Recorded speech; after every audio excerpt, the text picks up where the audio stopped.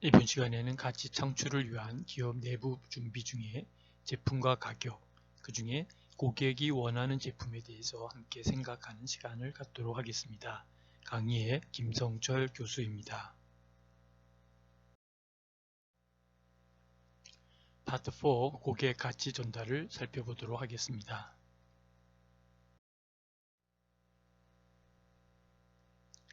가치 창출을 위한 기업 내부 준비 중에 고객이 원하는 제품, 고객이 기꺼이 지불해야 할 수 있는 가격 중에 고객이 원하는 제품을 먼저 살펴보도록 하겠습니다. 무엇보다도 고객 가치 전달은 매우 중요한 것 같습니다. 그 중에 기업의 내부는 어떻게 준비할 것인지 제품과 가격 중에 고객을 중심으로 한번 살펴보도록 하겠습니다. 가치 창출 중에 특별히 기업 내부 준비를 위해서 볼 때 러닝 오브젝티브스를 함께 살펴보도록 하겠습니다. 첫 번째는 마케팅 믹스 전략의 한 부분인 제품 전략 및 실행에 대해서 살펴보도록 하겠습니다. 다음은 제품의 개념을 구성하고 있는 그 구성 요소를 한번 살펴보도록 하겠습니다. 그리고 브랜드의 중요성을 이해하고 브랜드 전략을 살펴보고요. 제품과 서비스의 차이점과 공통점을 이해하고 학습하고자 합니다.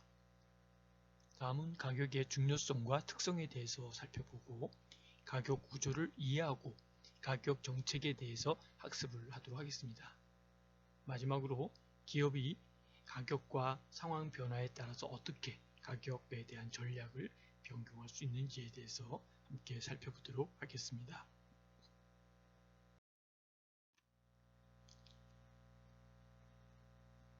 한국의 장수 브랜드 71년에 만들어진 81억 봉지를 판매한 새우깡을 함께 살펴보도록 하겠습니다.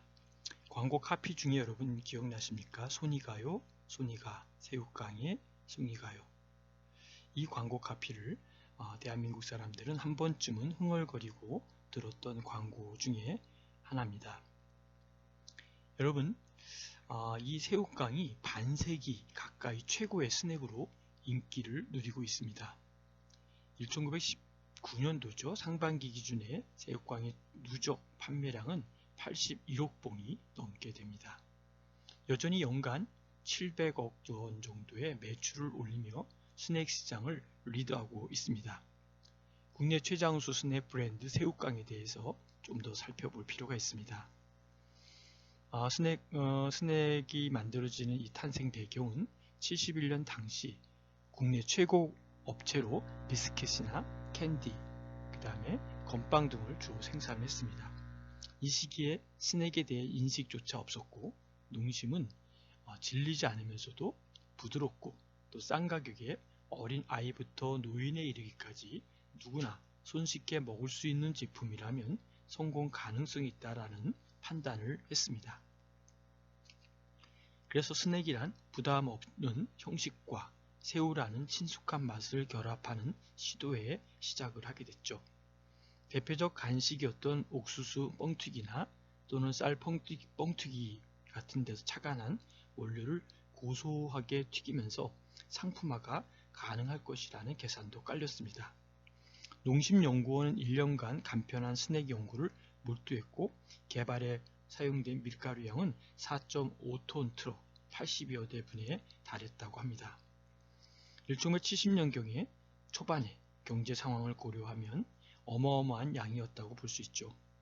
대량의 밀가루가 투입된 것은 이 시제품을 만드는 과정에서 튀김의 온도가 적절치 않아 태우는 과정이 반복됐고 먹기에 적당한 강도로 유지하기 위하여 강도 실험이 수백 번 진행된 것으로 볼 수 있습니다.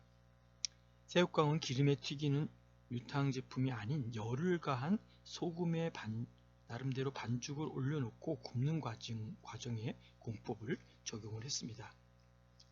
당시로선 처음 선보이는 혁신적인 기술과 맛은 소비자 입맛을 저격했다라고 볼 수 있습니다. 그럼 새우깡의 이름은 누가 지었나 라고 하는 것도 한번 관심을 가져볼 필요가 있겠죠. 특별히 새우깡은 농심의 창업주인 신춘호 회장이 첫 번째 히트작이다라고 볼 수 있습니다. 신 회장은 새우깡의 연구와 생산과 개발까지 직접 참가를 했고 챙겼다고 볼 수 있고요. 또 새우깡이란 브랜드 네임도 신 회장이 아이디어였다라고 보고 있습니다. 신제품 이름으로 새우 스낵, 새우 튀밥, 새우빵 이런 이름이 후보군에 올랐지만 채택이 되지 못했고 당시 농심 사장이었던 바로 신 회장은 어린 딸이 아리랑을 아리깡으로 또 아리깡이라고 부르는 이것에 힌트를 얻고 어린 딸이 잘못 발음한 아리깡에서 아리를 떼고 새우깡을 붙였다라고 해서 묘하게 새우깡이 나와서 새로운 하나 이름으로 창조가 됐습니다. 그래서 새우깡이란 브랜드명은 소비자에게 친근하게 다가간 것을 볼 수 있습니다. 새우깡은 농심 대표 과자로서의 상징성도 크고 새우깡의 광고에 수많은 당대 톱스타의 아이들이 등장했기도 했습니다.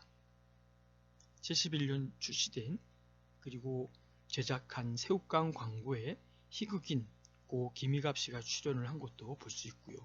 이후 송혜 또는 SES 이종석, 20여 명의 스타가 새우깡 광고 모델로 활약을 했습니다.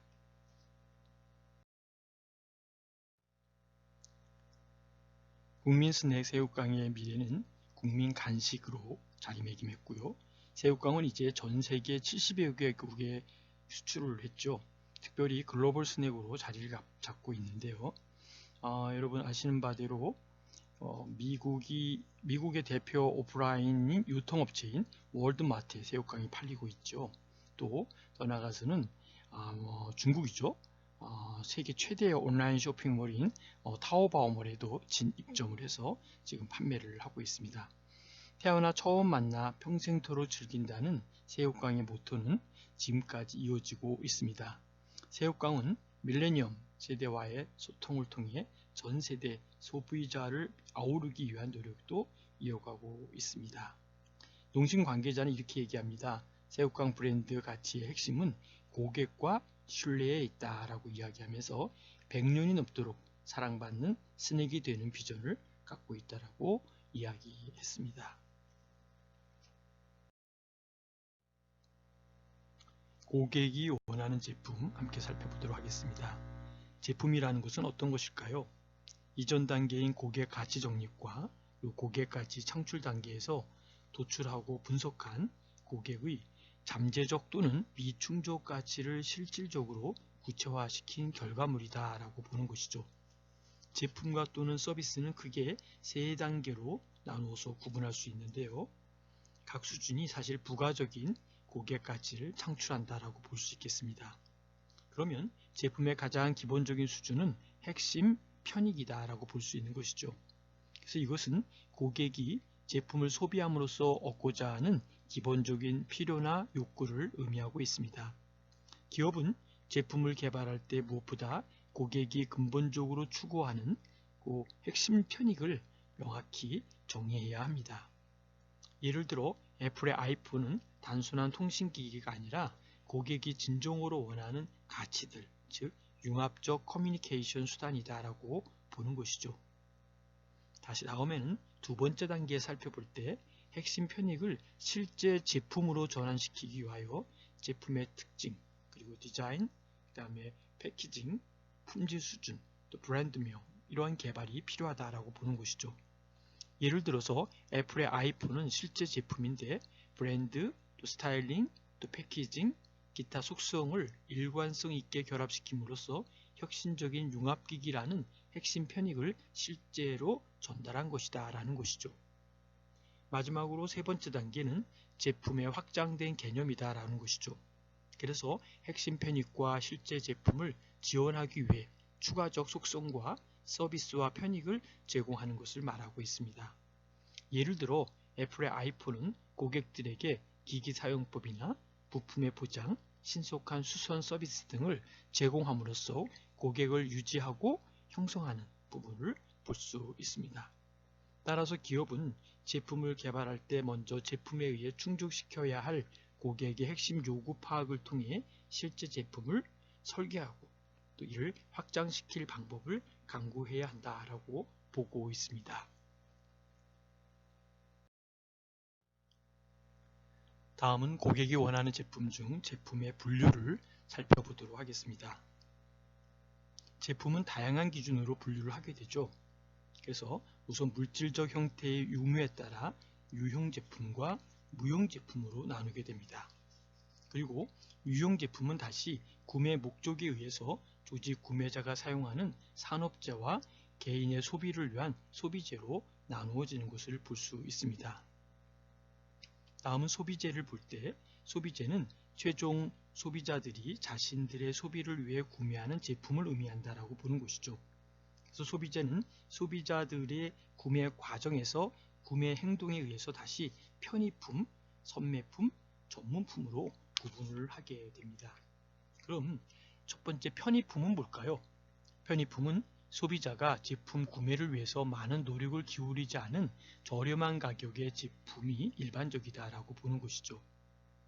다음은 이제 선매품인데요. 선매품은 소비자들의 제품의 질, 또 포장, 디자인 등과 같은 제품 특성을 토대로 제품 대안들을 비교 평가한 다음 구매하는 제품을 말하는데 예를 들면 뭐 TV, 에어컨 가구 등 이런 것이 그 예로 들 수 있습니다. 다음엔 좀 스페셜한 거죠. 전문품을 이야기하는데 전문품은 소비자가 그 제품을 구매하기 위해 특별한 노력을 하는 제품이다 라고 보는 것이죠. 예를 들면 뭐 높은 차별성과 또 고관여가 강한 또는 애호도, 또 충성도라고도 얘기하죠. 이러한 부분들 예를 들면 뭐 스포츠카라든지 또 디자이너의 의류 등 이런 것이 해당된다고 볼 수 있죠. 다음은 이제 두 번째 산업재라고 볼 수 있는데요. 산업재는 바로 기업이 나름대로 가공 과정을 통해서 부가가치를 더한 제품입니다 라고 보는 것이죠. 일반적으로 이 자재와 부품, 자본재 그리고 소모품으로 구분하는 것을 보게 됩니다. 자재와 부품은 뭘까요? 바로 제조하는 기업이 완제품을 생산하기 위해 제품의 한 부분으로 투입하는 부분품이다 라고 할 수 있죠. 다음은 자본재인데요. 제품의 일부분을 구성하지는 않지만 제품 생산을 원활히 하기 위해 투입되는 것이 바로 자본재이다 라는 것이죠. 자본재는 다시 설비품과 그다음에 보조장비로 나누고 있습니다. 그 다음에 소모품을 이야기하는 것이죠. 소모품은 완제품 생산에 투입되지 않고 공장이나 회사를 운영하기 위해서 사용되는 것이다 라고 볼 수 있습니다. 고객이 원하는 제품 중 제품 포트폴리오 관리를 살펴보면요. 이 복수의 다각화된 사업을 갖고 있는 기업은 어떤 기준으로 한정된 자원을 각 사업에 분배할지에 대하여 고민하게 됩니다. 만약 자원의 배분이나 투입을 잘못하면 기업은 경쟁력을 잃어버리기 때문입니다. 기업은 지속적인 성장 달성을 위해서 전사적 관점에서 다양한 제품과 사업의 조합을 항상 검토하여 지금 흐름의 최적도를 도모해야 하고 이익이 나는 사업뿐만 아니라 이익이 나지 않는 사업 또한 신중하게 검토함으로써 향후 성장할 사업이나 장래 기업 성장의 원천이 될 사업을 발견하여 그곳에 적절한 자원을 투입할 필요가 있습니다. 첫 번째 단계에서는 전략적 관점에서 다루어야 할 기업의 주요 사업 단위인 전략적 사업 단위를 식별하고 정의하는 부분이다 라고 볼 수 있습니다. 두 번째 단계에서는 1단계에서 정의된 모든 SBU에 대하여 수익성, 성장성, 자금 흐름 등을 평가하여 각 SBU에 어느 정도의 자원을 할당한 것인가를 결정하는 것입니다. 제품 포트폴리오 관리 중에 PPM 분석 기법이 있죠. 이 기법은 BCG 모델과 GE 모델, EPM 모델을 볼 수 있겠고요. BCG 매트릭스는 이 표를 참고해 주시면 좋겠습니다. 그림을 보면 이 그림 속에서 나타난 BCG 믹스에 대한 어떤 새로운 모델이 있죠. 그 모델을 한번 보면 여러 가지로 해석할 수 있는데 어떤 그 현금의 젖소라든지 캐시카우죠.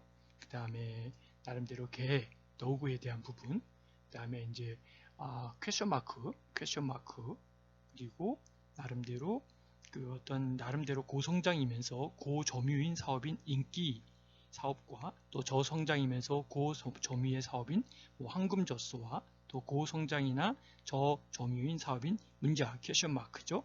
그 다음에 저성장이면서 저점유인 사업은 개로 이렇게 비유되는 부분들을 살펴볼 수 있습니다. 특별히 인기 사업의 고수익, 특히 고성장의 사업 부분이기 때문에 당장은 자금 창출의 효과가 적더라도 시장 점유율이 유지되는 한 성장률이 둔화된 단계에서 커다란 자금의 창출원이 된다라는 것을 볼 수 있습니다. 이러한 모델을 통해서 보다 나은 이러한 어떠한 그 자금의 효율적인 배분이 될 수 있도록 전략적 책정이 도모되는 것이 이 챕터에서 볼 수 있는 귀한 하나의 우리가 이점이다라고 볼 수 있습니다. 함께 생각해보는 BCG 매트릭스였다고 생각합니다. 여러분, 이 시간에는 고객이 원하는 제품이 무엇인지 이 제품에 대해서 조금 더 제품의 분류라든지 나름대로 제품 포트폴리오 관리에 대해서 함께 살펴보았습니다. 경청해 주셔서 감사드리고요. 토의와 질문은 카톡방에 남겨주시면 감사하겠습니다. 수고하셨습니다.